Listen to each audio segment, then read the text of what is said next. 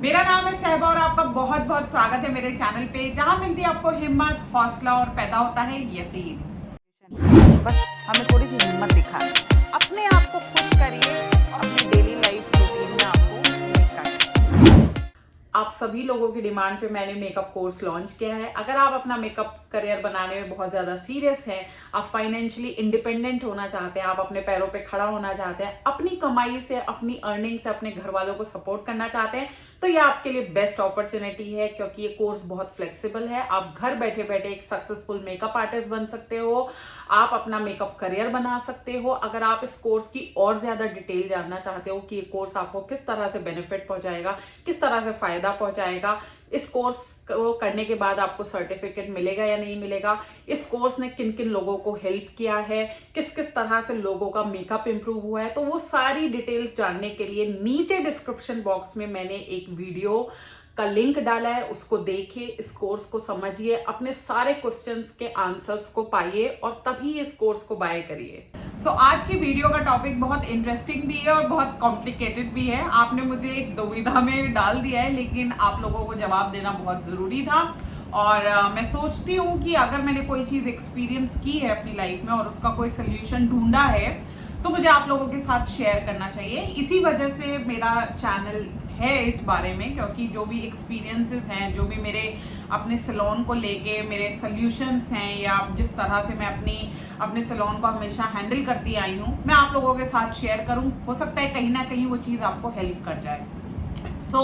इस टॉपिक को मैंने इसलिए पिक करा है कि बहुत सारे सैलून ओनर्स के मेरे पास मेल्स आए और बार बार जो है वो एक ही प्रॉब्लम उसमें जो है डिस्कस करते हैं, लिखते हैं कि मैम स्टाफ जो है वो बार बार जॉब छोड़ के जाता है, जिसकी वजह से हमको बहुत दिक्कत होती है।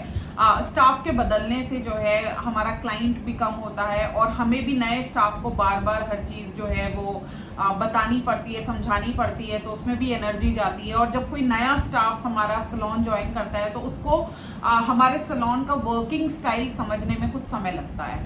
तो इस वजह से जो है थोड़ा सा हम लोगों की स्पीड जो है वो स्लो हो जाती है, जिसकी वजह से ऑब्वियसली मंथ का जो रेवेन्यू हमको जनरेट करना चाहिए या मंथ की जो हमारी सेल होनी चाहिए उस पर भी इम्पैक्ट पड़ता है। और ये बिल्कुल सही बात है, सच में स्टाफ की वजह से हमारे सैलून के रेवेन्यू पे यानी हमारी सेल्स पे बहुत इम्पैक्ट पड़ता है और इस बात को हम इग्नोर नहीं कर सकते, हमको इस बात को काफी सीरियस लेना है। देखो, सबसे पहले तो आपको ये समझना है कि अगर कोई भी स्टाफ जो है आपका सैलून छोड़ के जा रहा है तो किसी ना किसी प्रॉब्लम की वजह से जा रहा होगा। एक स्टाफ एक सैलून से क्या एक्सपेक्ट करता है? ग्रोथ, कि उसकी ग्रोथ होनी चाहिए, यानी उसका पैकेज या सैलरी जो भी है वो अच्छी होनी चाहिए। और दूसरी चीज उसको जो है एक सपोर्ट रहनी चाहिए अपने सैलून से। अगर ये दोनों चीजें किसी भी स्टाफ को सैलून में मिल रही हैं तो मुझे नहीं लगता कि वो जल्दी से छोड़ के जाएंगे। तो ये दो तो मेजर चीजें हैं जो लोग देखते हैं कि ग्रोथ होनी चाहिए और सपोर्ट होना चाहिए। मैं कहती हूँ तीसरी भी एक बहुत बड़ी चीज है जिसको हम लोग हमेशा नजरअंदाज कर देते हैं, इग्नोर कर देते हैं, और वो है हमारा इमोशनल कनेक्शन। इमोशनल कनेक्शन होना भी बहुत जरूरी है और वो इमोशनल कनेक्शन तब बनता है जब आप अपने आप को स्टाफ की जगह रख के देखो। तो छोटी छोटी चीजों को आपको कई बार जो है ना समझना पड़ता है कि ठीक है इस टाइम पे क्या सही है। तो मैं अपने सैलून में ना मैं सास का रोल अदा करती थी, ठीक है। मैंने उन लोगों को बोला था, देखो ये हमारा जो सैलून है ना, ये समझो हमारा एक घर है और जो क्लाइंट आ रहा है वो समझो हमारा गेस्ट है, और मैं तुम्हारी सास हूँ, और यहाँ पे जो भी बंदे काम कर रहे हैं वो तुम उन्हें अपनी देवरानी जेठानी समझ लो। तो ऐसा तो नहीं हो सकता कि लड़ाई ना हो, लड़ाइयाँ होंगी, तो प्लीज उसके साथ आप लोगों को कोऑपरेट करना है। और ये भी मत सोचना कि मैं आपको डांटूंगी नहीं, मैं आप गलती करोगे तो मैं आपको डांटूंगी भी, और जब आप कुछ अच्छा करोगे तो मैं सराहूंगी भी। जैसे एक सास का क्या रोल होता है कि वो अपनी सारी बहुओं को जो है टाइट भी रखती है पर कहीं ना कहीं प्यार भी देती है। तो मैं वही कहती हूँ उन लोगों से कि अपनी सास समझो, क्योंकि कई बार मुझे बहुत ज्यादा स्ट्रिक्ट भी होना पड़ता था और कई बार मुझे बहुत ज्यादा लीनियंट, बहुत सॉफ्ट भी होना पड़ता है। तो ये सास की खूबी होती है। तो उससे क्या रहता है, जो एनवायरनमेंट होता है ना हमारे सैलून का, वो बैलेंस्ड रहता है। ठीक है, आप हमेशा जो है, ये भी नहीं है कि आप एक ऐंठ में बैठे हुए हो कि आप सैलून ओनर हो, और ये भी नहीं है कि आप हमेशा खी करके उनके साथ जो है वो मिंगल कर रहे हो और फिर कुछ भी हो रहा है। तो वो भी नहीं है, क्योंकि स्टाफ की एक टेंडेंसी है कि वो थोड़ा बिगड़े हुए तो होते ही हैं। उस डिसिप्लिन को मेंटेन करना जो है वो बहुत जरूरी है, और वो ओनर के हाथ में होता है। तो मैंने क्या किया, बेसिकली नंबर 1 जो मैंने किया कि मैं वीकली मीटिंग रखती थी अपने स्टाफ के साथ।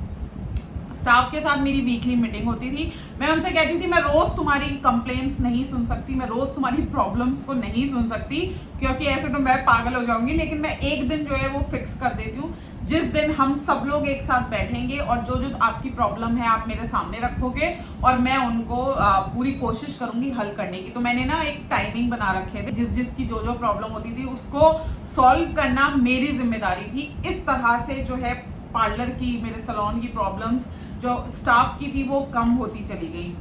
उसमें वो सारे तरह के इश्यूज लेके आते थे। किसी को सैलरी बढ़वानी होती थी तो मैं उस बारे में समझाती थी। अगर मैं उनकी बढ़ा सकती होती थी तो मैं उनको बोल देती थी, ठीक है मैं आपकी सैलरी बढ़ा दूंगी, नेक्स्ट मंथ बढ़ा दूंगी, जो भी है। अगर उनको सैलरी का प्रॉब्लम नहीं होता था, हमेशा स्टाफ को सैलरी इश्यूज नहीं होते, मैं आपको ये भी बता दूं। उनको इश्यूज होते हैं, उनके साथ जो काम कर रहे हैं उनके साथ भी काफी इश्यूज होते हैं, उनमें आपस में काफी लड़ाइयाँ चलती हैं, जिसकी वजह से स्टाफ छोड़ के जाता है। तो वो भी इश्यूज होते थे, तो मैं वो सॉल्व करती थी उन लोगों के आपस में।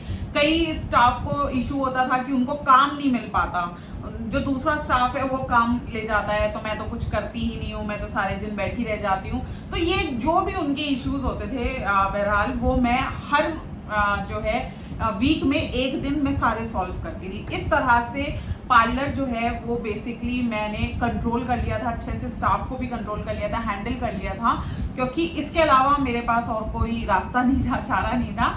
और यहाँ से हम लोगों की आपस में जो है ना एक इमोशनल बॉन्ड बन गया था आपस में। जब हम लोग आपस में, आप खुद ही सोचो, जब कोई इंसान बैठ के बात करेगा, उनकी भी बातें सुनेगा और अपनी बातें कहेगा, तो एक कनेक्शन बन जाता है। तो ये कब हुआ, जब मीटिंग स्टार्ट हुई। अगर मीटिंग नहीं होती थी तो कुछ हुए जा रहा है, स्टाफ चुपचाप छोड़ के जाए जा रहा है, मैं भी परेशान हो रही हूँ, नया स्टाफ आ रहा है, फिर उसको समझाओ, इतने वो रचता था, फिर वो चला जाता था, तो बड़ी दिक्कत होती। लेकिन जब ये मीटिंग वाला सिस्टम बना मेरे सैलून में, तो इसने बहुत अच्छे से वर्क किया, और सारे इश्यूज जो हैं वो हाथों हाथ रिजॉल्व हो जाते थे वीक के वीक। और इस तरह से स्टाफ हमेशा रहता था, मुझे भी समझने लगा, मैंने उनको समझना शुरू कर दिया। So that's how I maintain my relation with my staff. यही एक तरीका है। इसके अलावा किसी को जबरदस्ती तो रोक के नहीं रख सकते हो कि भाई अगर वो जा रहे हैं तो आप उन्हें, लेकिन अगर आप उनकी प्रॉब्लम सुन लो, ठीक है, उनकी प्रॉब्लम को सुन लो, उनको प्रॉब्लम क्या है, वो क्यों जाना चाह रहे हैं, और अगर आप उसका कोई सोल्यूशन निकाल सकते हो, तो मुझे नहीं लगता कोई भी स्टाफ छोड़ के जाएगा। बस मैंने इतना ही करना शुरू करा और इससे बहुत बहुत फर्क पड़ा, और स्टाफ ऐसे छोड़ के नहीं जाता था, मुझे टाइम देता था, क्योंकि ये भी बात उनको समझ में आ गई कि अगर हम चले गए तो मैम अकेले कैसे मैनेज करेंगी, या टाइम देना बहुत जरूरी है। तो इनकेस अगर किसी की मजबूरी भी होती थी, या किसी को अच्छा पैकेज मिल रहा है, अच्छी सैलरी मिल रही है, तो वो मुझे पहले से बता देते थे कि मैम हम 1 महीने के बाद जो है छोड़ के चले जाएंगे, इतने आप किसी का इंतजाम कर लो। तो मुझे एटलीस्ट टाइम मिल गया, तो मैं किसी का अरेंजमेंट कर लेती थी। और जब वो छोड़ के जाते थे तो मैं उन लोगों को बोल देती थी कि आप जॉब करना, कहीं पे भी करना, मुझे दिक्कत नहीं है, मेरी दुआएं आपके साथ हैं, और मैं हमेशा जो है आपका भला चाहती हूँ। अगर आपको मेरे सैलून को छोड़ के कहीं और बहुत अच्छी अपॉर्चुनिटी मिल रही है, करो, लेकिन मेरे आसपास आपको जॉब नहीं करनी, मेरे इस एरिया में आपको जॉब नहीं करनी, बाकी आपको जहां जॉब करनी है आप आराम से करो। तो वो लोग इस बात की रिस्पेक्ट करते थे, इस बात को हमेशा अपने माइंड में रखते थे कि हाँ बिल्कुल ठीक है, मैम ने हमसे रिक्वेस्ट करी है कि हमको उस एरिया में जॉब नहीं करनी, जो मैम का जो एरिया है उसके आसपास जॉब नहीं करनी। और इस तरह से क्या है कि एक अच्छे नोट पे वो छोड़ के जाते थे। और ऐसा कई बार हुआ है कि उनके जाने के बाद भी वो वापस लौट के आ गए, कोई 1 साल बाद आ गया, 2 साल, मतलब मेरा जो स्टाफ है वो साइकिल पे रहता था, चले भी जाते थे फिर वापस आ जाते थे, चले जाते थे फिर वापस। और आज भी ऐसा ही है, चले जाते हैं फिर आ जाते हैं, क्योंकि मैं कभी भी बिगाड़ती नहीं हूँ। मैं उनसे कहती हूँ अगर आपको कोई प्रॉब्लम है आप मेरे सामने रखो, अगर मैं उसको सॉल्व कर पाऊंगी तो वेल एंड गुड, नहीं सॉल्व कर पाऊंगी तो खुशी से जाओ ना, मुझे भी अच्छा लगे और आपको भी अच्छा लगे। सो इस तरह से मैंने अपने स्टाफ को जो है मैनेज किया है, हैंडल किया है। मैं ये तो नहीं कहूंगी कि मैंने उनके साथ कभी भी जबरदस्ती करी, ना ही उनको कभी जबरदस्ती रोकने की कोशिश करी है और ना ही जबरदस्ती जो है उनको भेजा है। हमेशा म्यूचुअल अंडरस्टैंडिंग पे जब भी कोई बात हुई है, बात करी है, सोल्यूशन निकाला है, सोल्यूशन निकल गया वेल एंड गुड, नहीं निकला तो कोई बात नहीं, लेकिन एटलीस्ट बात हो गई तो मन में कुछ रहा नहीं। और फिर उस तरह से वो जो है छोड़ के भी जाना चाहते थे, चले जाते थे, तो ये रेयर होने लगा। मतलब अगर आपका स्टाफ पहले हर दूसरे तीसरे महीने छोड़ के जा रहा था, तो अब क्या होता है 4-5 साल बाद छोड़ के जाते हैं। तो ये डिफरेंस आ गया था मीटिंग करने से, उन लोगों से बात करने से। तो सबसे अच्छा तरीका जो है अपने स्टाफ के साथ रिलेशन मेंटेन करिए, और वो रिलेशन सिर्फ और सिर्फ तभी मेंटेन हो सकता है जब आप उनके साथ कम्युनिकेट करेंगे, जब आप उनके साथ बात करेंगे, जब आप उनकी बातों को सुनेंगे, ठीक है, उनकी प्रॉब्लम्स को समझेंगे और कोई सोल्यूशन निकालेंगे ऐसे बीच का जिसमें ना आपका नुकसान हो ना उनका नुकसान हो। तो विन विन सिचुएशन होनी चाहिए स्टाफ के लिए भी, सैलून ओनर के लिए, और फिर स्टाफ कहीं नहीं जाता। मैं गारंटी के साथ कह रही हूँ, आप पूछ सकते हो, मेरे पास मेरे 18 साल पुराने लोग काम कर रहे हैं मेरे साथ, और जो लोग जा चुके हैं वो मुझसे बार बार मुझसे मिलने आते हैं, मुझे कॉल करते हैं, मैम आप कैसे हो, क्या है, एवरीथिंग, मतलब ऐसे ही चलता है। सो बहुत इस तरह का ही रिलेशन आपको मेंटेन करना है, और आई होप ये वर्क करेगा। काफी कुछ समझाया है, आई थिंक आप लोगों के अगर समझ में आ जाए और उससे आपकी प्रॉब्लम हल हो जाए तो प्लीज मुझे कमेंट बॉक्स में कमेंट करके जरूर बताना। और अगर और कोई डाउट है या आपके माइंड में कोई और किसी चीज का प्रॉब्लम का सोल्यूशन आप चाहते हो तो मुझे मेल करिए। मेरा मेल एड्रेस है magicalsaiba@gmail.com, और मुझे आप मेरे फेसबुक पे और इंस्टाग्राम पे भी फॉलो कर सकते हैं, उसका एड्रेस है magical_saiba। बाकी नेक्स्ट वीडियो में मिलूंगी एक नए टॉपिक के साथ। Till then stay safe, stay magical and stay blessed. Bye.